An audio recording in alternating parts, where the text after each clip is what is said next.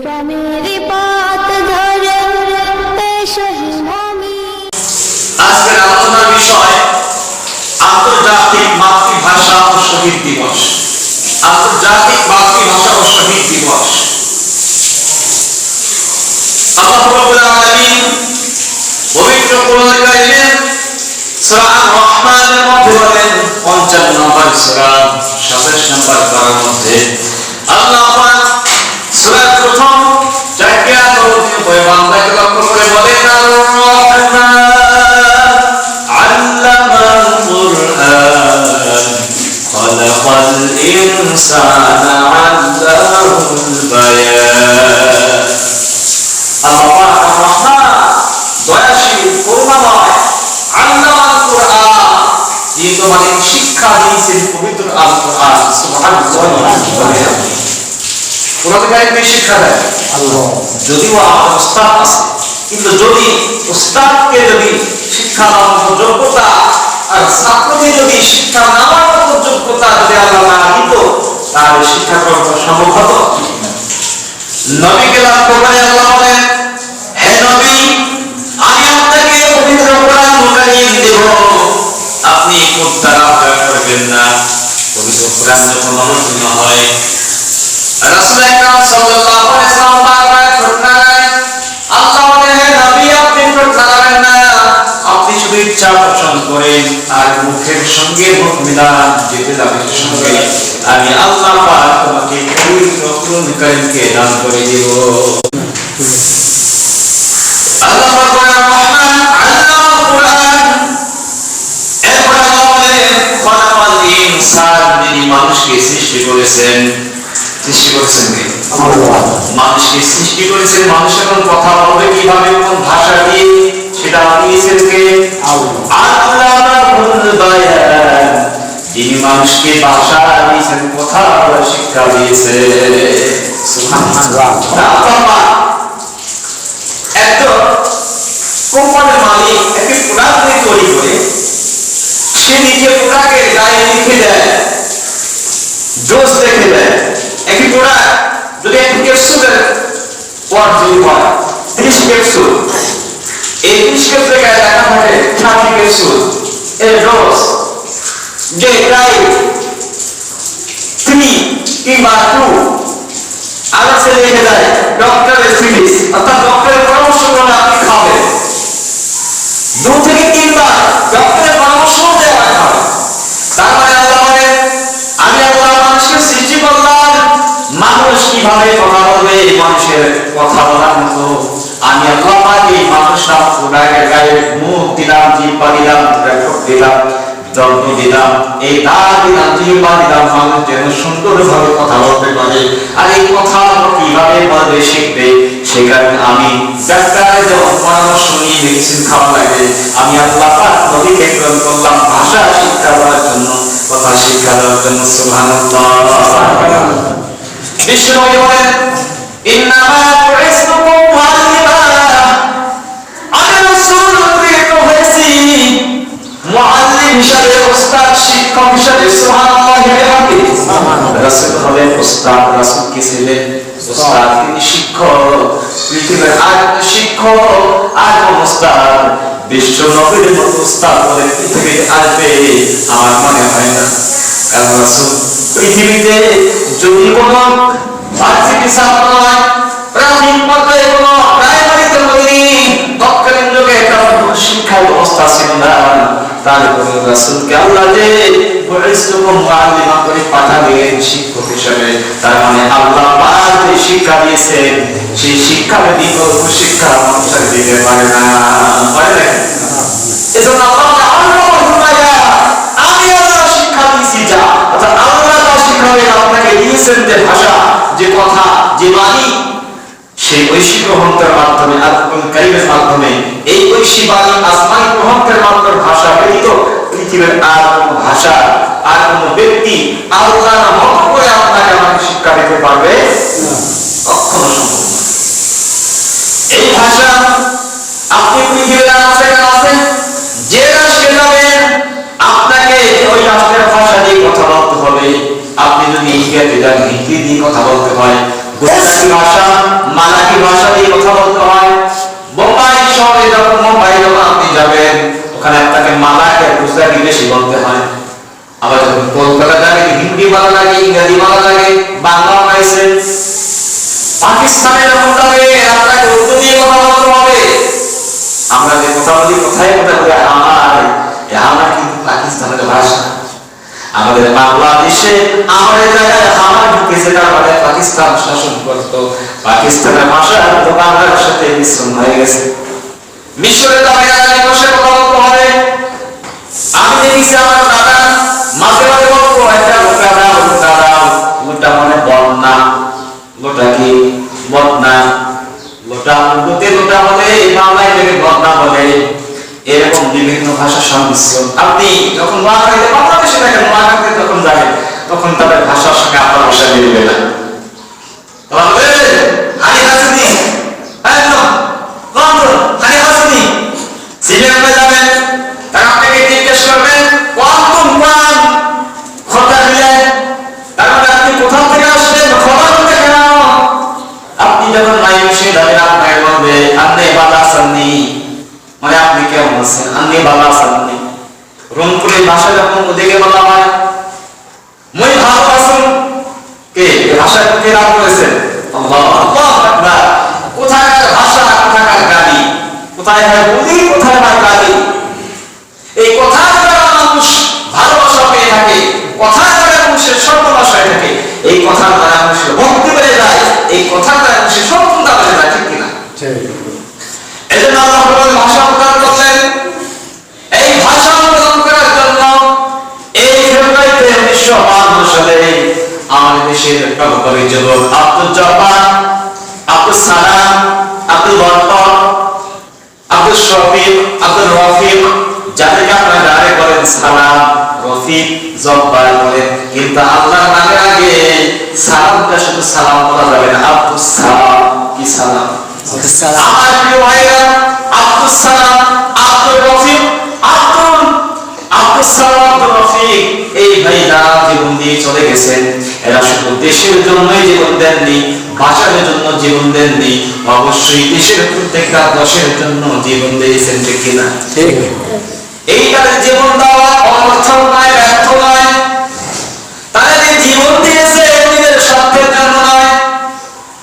এজন্য রব্বুল আলামিন পবিত্র কোরআন কারীমের ইতিহাস লক্ষ্য করে আল্লাহ তাআলার প্রতি আয়াত নাযিল করে বলেন, ওয়াল্লাযীনা ইযা আসাবাহুমুল বাগয়ু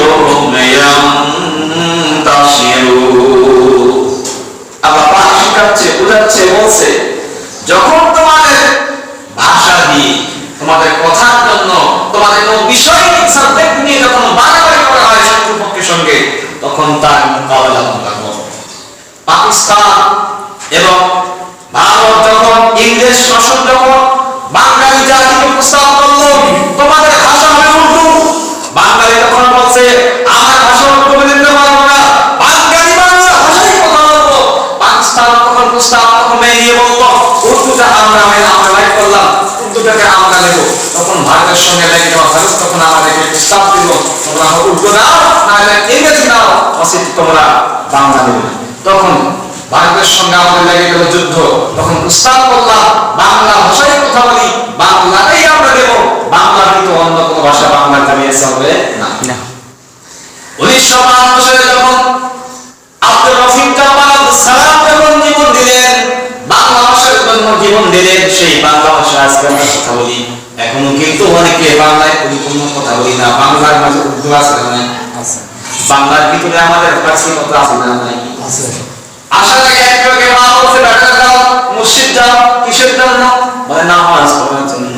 নামাজ কিন্তু বাংলা নয়, নামাজ কিন্তু আরবি নয়, নামাজ হলো ফার্সি। কি ভাষা? ফার্সি। এই ফার্সি ভাষাকে আমরা এখন বলি আমার বাড়ি যা, এইটা আমরা উর্দু কথা বলি, কিন্তু লিখিত অক্ষরে আমরা এখন বাংলা কথা শিখতে পারলাম না। আমাকে আপনাকে বলতে হবে আমার বাড়িতে যাইও, আমার বাড়িতে আসো, এটা হলো বাংলা ভাষা। আল্লাহ পাক যেন বলেন অমিন আয়াতিনা খলাকালাকুম, আমি আল্লাহ পাক মানুষকে সৃষ্টি করে করেছি যে জায়গায় যে স্থানে ওই মানুষটা আমি আল্লাহ ওই ভাষা আপনি প্রেরণ করেছি ওই জাতিকে বোঝানোর জন্য, সহজ করার জন্য। অপরদিকে আল্লাহ সুবহানাহু বলেন ওয়ামা আরসালনা মির রাসূলিন বিলিসানি কওমি, আমি আল্লাহ যে জাতিকে যেখানে প্রেরণ করেছে যে নবীকে, সেই জাতিকে বোঝানোর জন্য ওই নবীকে ওই ভাষা দিয়ে আমি আল্লাহ প্রেরণ করেছি। সুবহানাল্লাহ। ইব্রাহিম আলাইহিস সালাম যখন নবুয়ত পেলেন, তার বাবা ছিল আযর, অপর নাম আছে তারিক, কিন্তু কোরআন কারীমে আছে আযর তার পিতা। আযর কিন্তু তিনি ছিলেন হিন্দু, কি ছিল? সন্তানকে আল্লাহ ইব্রাহিমকে মানেন নবী। বয়স হয়ে গেল প্রায় ৮৬ বছর বয়স, গাছের উপর উঠে নিজের খাতনা নিজে করতে বাধ্য। ইব্রাহিম কিন্তু আরবিতে কথা বলে নাই, তার ভাষা ছিল তখন হিব্রু ভাষা। কোরআন কারীমে যতবারই ইব্রাহিম ভাষা পাবেন, মুসা পাবেন, ঈসা পাবেন, একটা আরবি নয়, উর্দু নয়, ফার্সিও নয়, সব হলো হিব্রু ভাষা। কি ভাষা? হিব্রু। এখান থেকে কেন পাওয়া যায়? কোরআন কারীম সেটা আরবি দিয়ে আসে। কোরআন কারীমের ভিতরে হিব্রু আছে, সংস্কৃত আছে, আরবি ভাষা আছে। কারণ ইব্রাহিম হিব্রু ভাষা, এরপরে আযর এটা হবে হিব্রু ভাষা। আরবি এখন দেখা যায় আরবি একটা পাতা যদি পড়ে থাকে রাস্তাঘাটে, বাঙালি আমরা মুসলমান এই পাতা পড়ে বারবার চুমু খাই, কপালে লাগাই না, কত সম্মান দেই। অনুরূপ ভাবে যদি ইব্রাহিম নামটা থাকে, আমরা মনে করি আরবি অবশ্যই সম্মান করতে হবে। কিন্তু সৌদি আরবে যাবেন, দেখবেন ওদের জুতা তৈরি করে, ওরা যে পোশাক তৈরি করে, গেঞ্জি তৈরি করে, জুব্বা, চাই নামাজ, প্রত্যেকটার ভিতরে আরবি। তার মানে আরবি কোরআন ভাষা, এই কারণে সম্মান করি আরবিকে। কিন্তু পবিত্র কোরআন কারীম যে ভাষা দিয়ে নাযিল হয়েছে হিব্রু ভাষা, এমনি গ্রন্থ পেলে সম্মান করি না। এটা শুধুমাত্র কোরআনের ওসিলায় আরবি ভাষা দিয়ে কোরআন অবতীর্ণ হয়েছে বিধায় আরবি এত মূল্য বাড়িয়ে দিয়েছেন কে? আল্লাহ। পৃথিবীতে আপনি হিব্রুকে সম্মান যেমন করেন না, মনুষ্যটি মনুষ্যঙ্গে আপনার কোরআন কিতাব, বাইবেল কিতাব, যতগুলো কিতাব সংস্কৃতি হিব্রু ভাষা দিয়ে, একটা আপনি বারবার চুমু খাবেন না। কিন্তু পবিত্র কোরআন কারীম যখন আপনি হাতে পাবেন, তখন চুম্বন দেওয়ার মতো আদব শিক্ষা দিয়েছেন কে?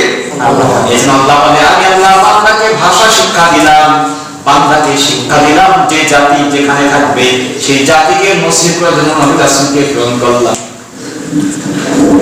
অপরদিকে আল্লাহ পাক এজন্য বলেন তোমরা ভাষা পেয়েছো, আমার কথা পেয়েছো, এই জন্য তোমরা আমার শুকরিয়া আদায় করো, কৃতজ্ঞতা প্রকাশ করো। আমার মনে হয় যদি এই এলাকায় যদি আমাদের যদি কোন একজন আলেম উর্দু ভাষী আলেমকে পাঠালেন, সাপোজ মনে করেন জাফর, যদি আপনি মসজিদে খতিব নিয়োগ দেন উর্দু ভাষী খতিব, আপনারা কি বুঝাতে পারবেন? না। সারাদিন খতিব সাহেব লেকচার দিচ্ছে, হায় হামারে আকীদা কে সঠিক হো গায়ে, উসকো আকীদা গালব হো গায়ে, সারাদিন 24 ঘন্টা তাই বলে যায়, বুঝবেন কিছু না। শুধু তাই না, যদি বলেন আমি শুধুমাত্র কওমি লিবাসের একদম ভালো আরবি যে আরব বোঝে, আগে আরবি প্রশিক্ষণ যাদের আছে, আরবি ভাষায় কথা বলে, সাহিত্যের উপরে, আমি আরবি ইসলামী সাহিত্যের একজন আলেমকে নিয়োগ দেব, শুধু ফটো গান বলে যায়। 24 ঘন্টা আরবি বুঝায় না কেন? আপনি 24 ঘন্টা কেন 324 যদি আপনি বুঝতে চেষ্টা করেন, আরবি ভাষায় কথা বলতে পারবেন না। এই জন্য আল্লাহ জানে কোন জায়গায়, কোন দেশে, কোন রাষ্ট্রে, কোন ভাষা দিয়ে নবীকে পাঠাতে হবে, আলেমকে পাঠাতে হবে। আপনারা বাংলাভাষী প্রতি বাংলাভাষী মার্জিন পেয়েছি, এটা তো খুশি না রাজা? খুশি। এই জন্য বলি আলহামদুলিল্লাহ।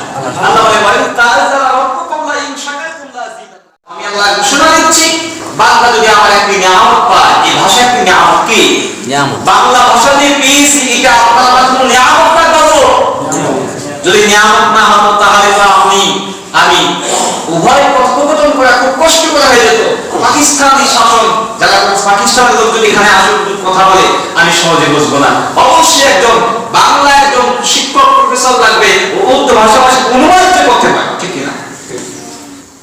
দেখেন তারা মুআল্লিম, তারা হজ করতে যায়, হজ যাত্রীদেরকে নিয়ে ওই মুআল্লিমকে কিন্তু ভাষার উপর দক্ষ হতে হয়। যখন ওই হাজি সাহেবকে জিজ্ঞেস করে, যখন পুলিশ প্রশাসন জিজ্ঞেস করে, তখন ওই ব্যক্তি শুধু একটা কথাই বলতে পারে বাংলাদেশ। হাদিসে আর কিছু বলতে পারে না, মানুষকে বুঝাই দিতে হয় তখন যে বাংলাদেশে কোথা থেকে আসে না আসে সব ঠিক বলতে হয়। একদিন হাদিস সাহেবকে রাসূলের কবরের সামনে হাত তুলে যাওয়া শুরু করলেন। পুলিশ তখন লাঠি পেছন থেকে লাঠি দিয়ে বাড়ি দিয়ে বললেন এখান থেকে সরে যাও। বাঙালি দাঁড়িয়ে থেকে বলে আমার মালিক আমি ভালো কাজটা করছি, তো বুঝে না তোদের কথা কি বলবো। তখন মুআল্লিম জিজ্ঞাসা করে বললেন রাসূলের কবরকে সামনে রেখে হাত উপরে করে দোয়া করা বিদআত, এখানে তোমাকে ডাকতে হয়েছে। কারণ দোয়া যদি করতে হয় রাসূল যে মদিনায় এসে দোয়া করেছেন উত্তর পশ্চিম কর্নার পায়ে কোন দিকে, কাবা শরীফের দিকে, অর্থাৎ রাসূল যেদিক হয়ে দোয়া করেছেন তুমি উম্মত সেই দিক হয়ে কাবা শরীফের মালিকের কাছে দোয়া করে রাখবে। সুবহানাল্লাহ। দেখছি রাসূলের কবরকে সামনে রেখে দোয়া করা জায়েজ না, পুলিশ প্রশাসন বুঝিয়ে দিয়েছে। এজন্য ওই ভাষা যদি মুআল্লিম যদি বুঝতে না পারতেন তাহলে ওই বাঙালি হাজিকে বুঝাইতে সম্ভব হতো? কখনো সম্ভব হতো না। এজন্য আল্লাহ বলে বান্দা লাইন শাকারতুম নাযিদান্নাকুম, আমি আল্লাহ নিয়ামত দিলাম তোমাকে, এই নিয়ামত পাওয়ার পরে তোমরা খুশি হয়ে যাও।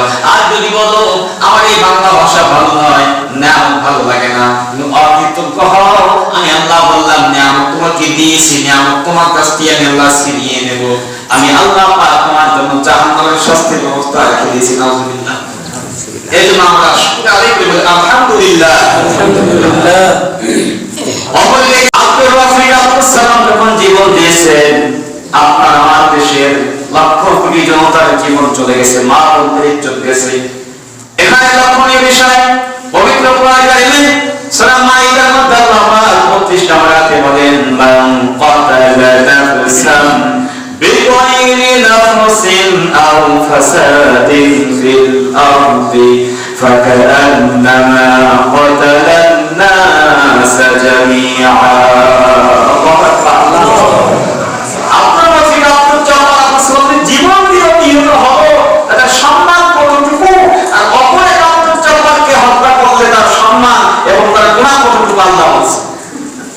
বাক্কাতারা নাফসান বিগাইরি নাফসিন আও ফাসাদিন ফিল আরদি, যারা অনর্থকর বিপদ সৃষ্টি করে এবং অনেক সময় বিপদ সৃষ্টি করে ছাড়াও ছাড়াও আক্রোশ হয়ে টার্গেট নিয়ে কোন না কোনো ব্যক্তি কতল করে হত্যা করে, নাফসান বিগাইরি নাফসিন আও ফাসাদিন ফিল আরদি, জমিনে বিপদ সৃষ্টি করে আর কতল করে, ফাকান্নামা ক্বাতালান নাস জামিআ, সেজন্য একজন নয় তাম পৃথিবীর মানুষকে হত্যা করলে যে গুনাহ হয় তার আমলনামায় তাকে প্রদান করা হবে। নাউযুবিল্লাহ। আজ বাংলাদেশে হত্যার ঘটনায় চলছে, কতল চলছে, দৈনিক হামলা মামলা। কিছুদিন আগে ছিল মামলা, এখন বেশি দেখা যাচ্ছে শুধু হামলা, ঠিক কিনা? কি বলবো দুঃখের কথা, গত জুমায় জমা পড়ে যাওয়ার পরে 14ই ফেব্রুয়ারি যে দিবসটি ছিল আপনার আমার, 14ই ফেব্রুয়ারি ভ্যালেন্টাইন ভালোবাসা দিবস, সাধু ভ্যালেন্টাইন দিবস, কে কে পালন করছেন হাত তুলেন। আমি পালন করেছি, তবে কিভাবে আমি পালন করেছি? 14ই ফেব্রুয়ারি সারাদিনটা কোরআনের দিবস, আল্লাহু আকবার। সকাল 8টায় যখন ইসলাম আড্ডা বন্ধ করে দাওয়াত দিয়েছি, বিভিন্ন প্রতিষ্ঠানে ভিড় করেছি, যতগুলো হেফজখানা আছে রংপুর শহরে রিকশা নিয়ে 450 টাকা ভাড়া দিয়ে শুধু ঘুরেছি, আর প্রত্যেকটা প্রতিষ্ঠানে দাওয়াত দিয়েছি। আজকে দিবস হবে কোরআন কারীমের দিবস। এভাবে আপনাকে দাওয়াতের কাজ করতে হবে। আর আপনি আপনার আমার ছেলে, দুঃখজনক হলেও সত্য, ওই 14ই ফেব্রুয়ারি দেখলাম বিশ্ব ব্যাপন দিবসে অসংখ্য যুবক যুবতী অনায়াসে অবৈধভাবে মিলামেশার কারণে যতগুলো ওখান থেকে সুপ্রিকেট যারা সন্তান জন্ম নেবে সবগুলো আল্লাহর বলি হবে নাকি? সব যার সন্তান ওই বলে হামলা করে, ওরাই মামলা করবে, ওরাই মাহফিলে আমাদের কোটি তারাই দেয় করে, শহীদ আব্দুল তাকবীর ইউসুফকে হামলা লাগাই করে, এনাদুল্লাহ আব্বাসকে হামলা লাগাই করে, এমএ হাশিমুর রহমানকে হামলা লাগাই করে, ঠিক কিনা? এরা ছাড়া আর কেউ, যার সন্তান ছাড়া, অবৈধ পিতৃহীন সন্তান ছাড়া কেউ কোরআনের মাহফিলে আল্লাহ রক্ষা করার ছেড়ে দিয়ে হামলা করতে পারে না, মামলা করতে পারে না, একজন আলেমকে রাস্তাঘাটে এইভাবে কুপিয়ে হত্যা করতে পারে না, রক্তাক্ত করতে পারে না। আরে দুঃখজনক ব্যাপার। আমার দেশের সরকারকে বলতে চাই সালাম আব্দুর রফিক তার জীবন দিয়েছে দেশের জন্য, দশের জন্য জীবন প্রদান করেছেন, তারা ভাষার জন্য জীবন দিয়েছেন, আন্দোলন করেছেন। আমরা ওলামায়ে কেরাম এখনো বলতে চাই এই ভাষা আন্দোলনে শুধু তারাই নয়, ওলামায়ে কেরামের অবদান আছে। কি বলেন, আছে না? নাই? মাওলানা ভাসানী সাহেব টাঙ্গাইলের জন্য আল্লামা মাহমুদ সাহেবের পিতা সৈয়দ আব্দুল আজিজ রাহমাতুল্লাহি আলাইহি তাদের আন্দোলনের এই অগ্রযাত্রা ছিল না, কি ছিল না? বাংলা ভাষা আন্দোলন করতে গিয়ে যারা জীবন প্রদান করলেন, এই কারণে রাসূল একটা হাদিস রাসূল বলেছেন, মান কাতালা দুনা মালিহি, এমনকি যারা নিজের সম্পদকে রক্ষা করার জন্য নিহত হয়ে যায় তারা হলো একজন শহীদ। তারা শহীদ। তারা কি? আপনার সম্পদ আপনি হেফাজত করবেন, যদি আপনাকে যদি কেউ নিহত করে রাস্তাঘাটে এরকম যদি নিহত করে হামলা করে, আপনি শহীদ। ওমান কাতালা দুনা আহলিহি, আপনার পরিবারকে রক্ষা করার জন্য, আপনার পরিবারের আপনার স্ত্রীর সতীত্ব, মেয়ের সতীত্ব রক্ষা করার জন্য, আপনার সন্তানকে রক্ষা করার জন্য, রক্ষা করতে গিয়ে যদি শত্রুপক্ষ আপনার সঙ্গে হামলা করে মোকাবেলা হয়, যদি আপনি নিহত হন তাহলে কিন্তু আপনি শহীদ। আউতুনা দামিহি, এবং নিজেকে রক্ষা করার জন্য, নিজের দেহটাকে নিজের জীবনটাকে রক্ষা করার জন্য নিহত হলে আপনি শহীদ। আউতুনা দীনিহি ফাহুয়া শহীদ, এবং দ্বীনকে চিন্তা করার জন্য, দ্বীনকে উজ্জীবিত করার জন্য, দ্বীন মেহনতকে বাড়ানোর জন্য যদি জিহাদের ময়দানে যেতে হয়, সেই জিহাদের ময়দানে ঝাঁপিয়ে পড়তে নিহত ব্যক্তি হলো এক নম্বর শহীদ। শুধু তাই না, রাসূল সংবাদ দিয়েছেন একজন ব্যক্তি শহীদ তামান্না যদি নেয় যে আমি ভাষার পক্ষে হোক আর জীবনের পক্ষে হোক আর আমার দিনের পক্ষে হোক, যদি ন্যায় নিষ্ঠাবান ব্যক্তি এরকম যদি নিয়াত করে, ইখলাসের সাথে যদি নিয়াত করে শহীদ তামান্না আল্লাহর কাছে যায়, রাসূল বলেন সে যদি বিছানায় শুয়েও থাকে তাকে আল্লাহ শহীদি মর্যাদা দান করে দিবেন। আপনি শুয়ে আছেন, ঘুমিয়ে পড়েছেন, আপনার জীবন চলে গেছে, আপনার অন্তরে তামান্না কি? শহীদি তামান্না, শহীদ আশঙ্কা আপনার, আমি শহীদ হব, ভাষা আন্দোলন করতে গিয়ে হোক আর দিনের জন্য হোক আমি শহীদ হব, আমার জীবনকে বিলিয়ে দেব, উৎসর্গ করে দেব। রাসূল বলেন সে অবশ্যই অবশ্যই শহীদি মর্যাদা লাভ করবে। সুবহানাল্লাহ। অপরদিকে যদি আপনি এখন নিজের জীবনকে রাস্তায় যদি আপনি ট্রাকের সামনে দাঁড়িয়ে যান, আমি শহীদ হয়ে যাব, আপনি কি শহীদ? না। বলে আমার জীবনের সওয়াব আর কিছুই পাইনি, আমি জীবন রেখে কি করব? আমি তোমার জন্য জীবন বিলিয়ে দিয়েছিলাম, কিন্তু এখন কিচ্ছু হলো না, আমার আশাটা ভঙ্গ হলো, আমি ট্রাকের সামনে কাল্লা কল্লাকে পাইলে আমি জীবন শেষ করবো, না সাগরে ঝাঁপ দেবো, তার পাহাড় থেকে নিচে লাফ দিব। বলেন নাকি শহীদ হবে? অনেকে দেখা যায় গলায় ফাঁস লাগায়, আবার দেখা যায় বিভিন্ন ঔষধ, মেডিসিন, বিষ এগুলো পান করে তাকে শহীদ। রাসূল বলেছেন যারা বিষ পান করলো তাদেরকে জাহান্নামের বিষের বোতল দেওয়া হবে, নাউজুবিল্লাহ। বলা হবে যত ইচ্ছা তুমি এখন পান করো, তোমার ইচ্ছা মতো খাও। ওকে খাবে? বলে একবার খাইয়া মারা গেছি, মরছি, আমার খাবো, কিন্তু উপায় নেই। বলা যায় ফাঁস লাগাবে, রাসূল বলেছেন জাহান্নামের যেহেতু দেওয়া হবে, আর ফাঁস লাগা, জীবন চলে যাক, আবার ফাঁস লাগা, জীবন চলে যাক। কিন্তু আপনি এই জীবনটা শহীদ মরণ যদি পেতে চান, পরে খাবিস রাসূল বলেছেন যদি কোনো ব্যক্তি মহামারীতে মারা যায় সেও হলো শহীদ। বর্তমান পুরা বিশ্ব ভাইরাস, বিশ্ব ভাইরাস জনিত বিশ্ব মহামারী, আরবিতে এটাকে মহামারী, হাদিসে ভাষা মহামারী বলা হয়, এটা ইংলিশে আমরা ভাইরাস বলি, করোনা ভাইরাস। করোনা হলো একটা বড় ভাইরাস মুকুট, যেটা প্রধান, এর থেকে কিন্তু আরো বড় কোন ভাইরাস মহামারী আসতে পারে নাকি পারে না? এই ভাইরাস থেকে রক্ষা করবেন তিনি হলেন কে? ভাইরাস দিয়ে মারবেন তিনি হলেন কে? অর্থাৎ এই ভাইরাসকে ভয় নয়, ভাইরাস যিনি দিলেন সেই মালিক মহানকে ভয় করা লাগবে, ঠিক না? তো বলছিলাম যদি আপনি ওই ভাইরাস জনিত কারণে মারা যান তাহলেও আপনি শহীদ। এবং পেটের রোগে যারা মারা যাবে সেও হলো কি? শহীদ। পেট ব্যথা, বাবারে মারে চিৎকার করে, পেটে ব্যথা ভালো হয় না, দীর্ঘদিন কোন ডিজিজ হয়ে গেছে, আইবিএস, ভালো হওয়া সম্ভব হয় না, লিভার ক্যান্সার, তাহলে আপনাকে শহীদি মর্যাদা দান করবেন তিনি কে? আল্লাহ। এজন্য শহীদি মর্যাদা যদি পেতে হয় ভাষার জন্য জীবন দেবেন, দেশের জন্য দেবেন, দশের জন্য দিবেন, দিনের জন্য দিবেন, ওই প্রেমিকার জন্য নয়। বুঝতে পারছি যুবক ভাইরা? আপনারা আমার কোথাকার কোন প্রেমিকা কোথাকার জীবন মিলিয়ে দেবেন না, ওটা আপনার শহীদি মরণ নয়। আপনি গলায় ফাঁস লাগাবেন, বাবা রে মা রে ওই চিৎকার করবেন, আমার ভালো লাগে না, চলবে না।